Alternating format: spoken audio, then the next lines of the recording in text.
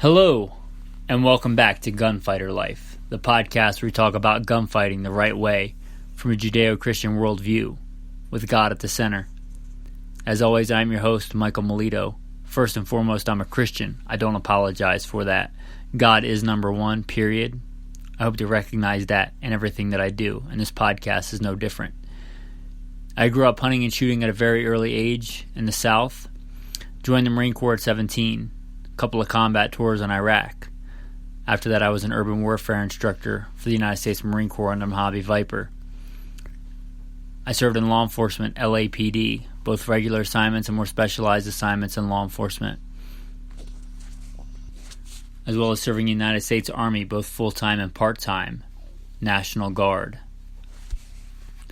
I've been a private contractor for a three-letter government agency that I won't specify.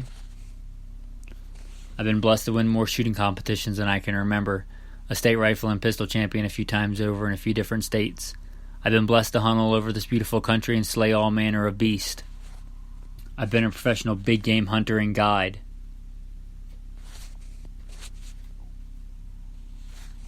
Professionally hunting or guiding buffalo and elk, white-tailed deer on the East Coast and mule deer on the West Coast, a gray squirrel on the East Coast, and prairie dogs on the West Coast, and slaying all manner of beasts from wolf to bear.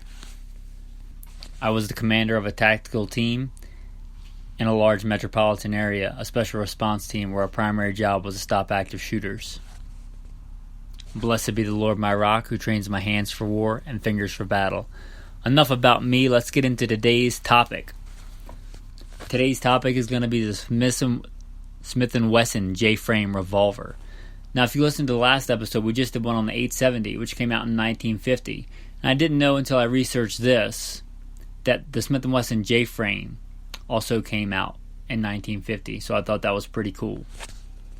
Now, if you're not familiar, the Smith & Wesson J Frame is an iconic 38 caliber. It comes in other calibers, but the most iconic. It's a small concealed carry revolver in .38 special, called the J Frame. A lot of people call it the J Frame. And now the Smith & Wesson J Frame is kind of how it's commonly referred to. There are a ton of different Smith & Wesson models. And unless you just spend a lot of time memorizing the different models with three-letter acronyms and letters and numbers, I'm not going to even attempt to go through all those today. Who knows how many there are. But just colloquially, it's known as a J Frame revolver. It's a small concealed carry revolver. And we all have our favorites and our biases, people in the gun world, and I try to be honest about mine. So the very first handgun I ever bought with my very own money was a Smith & Wesson J Frame. In fact, I still know the serial number, even though I don't generally use it much anymore. But when I went to work for LAPD, they issued us our duty gun, but we had to buy our backup gun. Myself, as long as many other police officers, chose a Smith & Wesson J Frame. And it's been serving in that role as well as civilian concealed carry for decades and decades, a favorite among law enforcement and civilians. One of my most common concealed carry guns today is still a Smith & Wesson J Frame, although it's in .357 Magnum / .38 Special, and it's the 360 PD. It is a fantastic gun. The Smith & Wesson 360 PD is one of the main guns I go to trust my life to. So I'm just going to be honest and upfront about my biases. So why in the day of plastic Fantastics and Wonder 9s and the new, super subcompact 9mm that hold 15 rounds, will we still even bother talking about a J-frame revolver that holds 5 rounds? Well, they have a lot of advantages. The human body, and pretty much anything in nature, doesn't generally have right angles. Most things are round or smooth. And unlike most square and blocky modern semi-auto handguns, revolvers tend to be round and smooth, which means a lot of times concealed carrying, they blend into your body better. They don't stick out and poke out as much as something even a similar size that's square or rectangular. Which means also they tend to slide in and out of material easier, which obviously has its advantages for concealed carry. Now, if you haven't listened to Gunfighter Life, the full episode, Up Close, Not Personal, I talk about CQB and close quarters combat tactics. And the revolver has a lot of advantages. I would encourage you to go back and listen to that if you care about those, but I'll reiterate a few.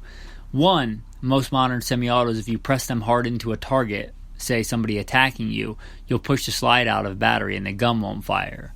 A revolver you can shove into something as hard as you want and it will still fire. A big advantage. Another advantage is that they tend to be all metal framed, and the J frame is metal framed, which means it's a good striking object if you have to make space. Another big advantage to the revolver is that it does not require the power of the ammo to reliably cycle the slide. So you can fire much less powerful ammo and it will still operate. The weapon will still operate just fine. You can fire really, really hot ammo. So from very mild to very crazy ammo. And it has no effect on the function of the weapon, I guess, unless you were to fire something so powerful it blew the weapon up.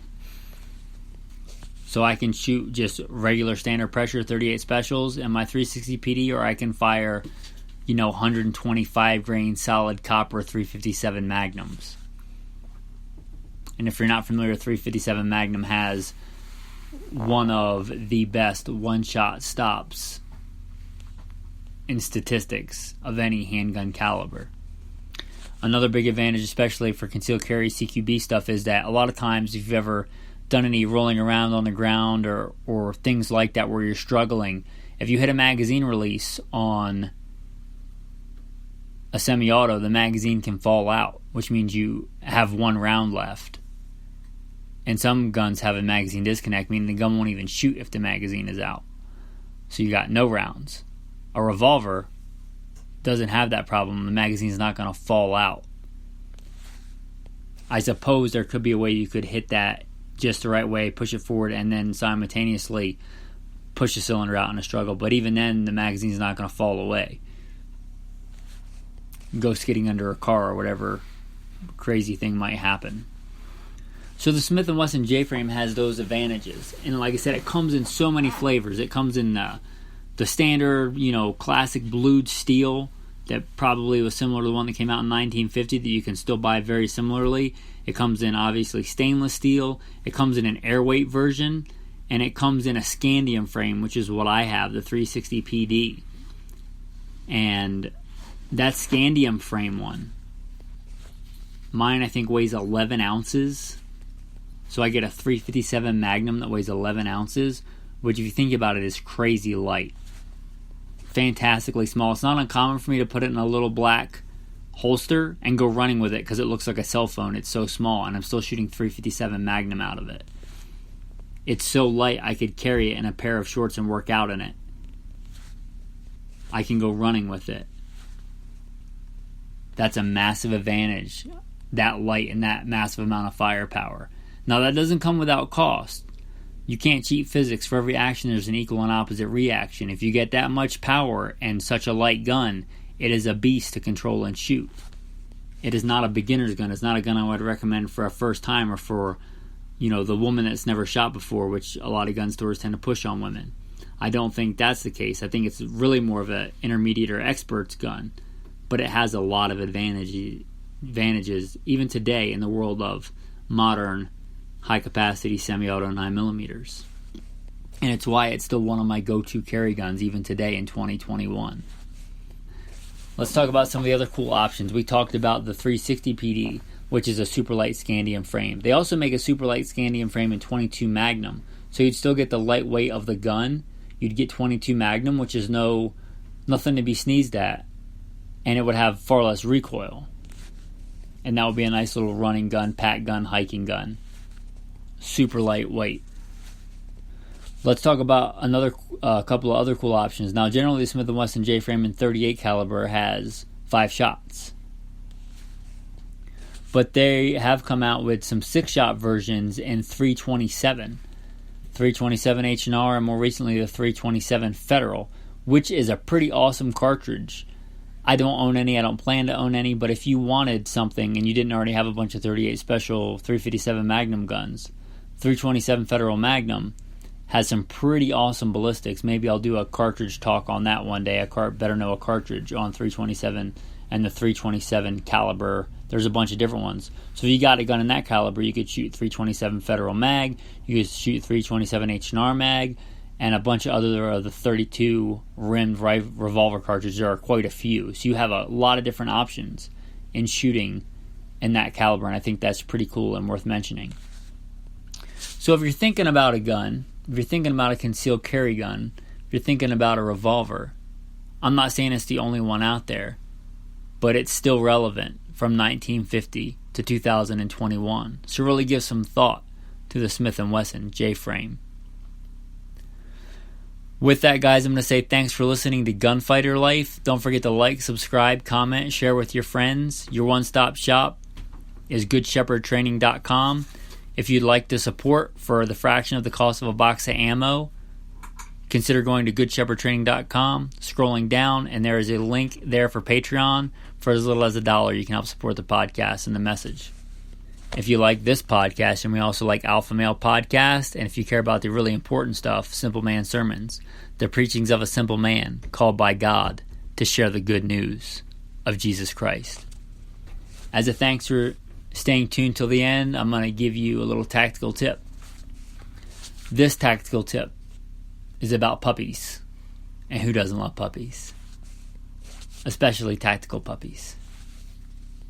If you have a new puppy and there are things you do not want him to chew on, they make that super, I wouldn't say super expensive, but I'm sure it costs quite a few dollars at Petco or whatever, spray you can spray on things to have your dog not chew on them.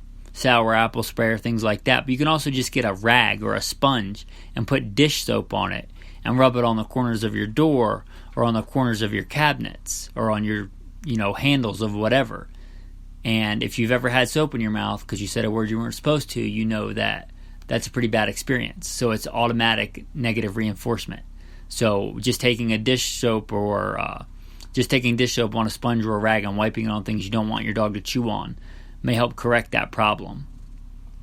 Well, I hope that was a good tactical tip, guys, and I thank you for staying tuned. Until next time, have a blessed day.